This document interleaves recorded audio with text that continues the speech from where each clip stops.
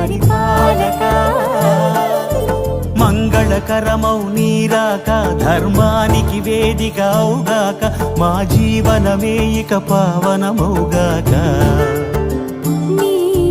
పాలన శ్రీకరమౌగాక సుఖ శాంతులు సంపదలిడుగా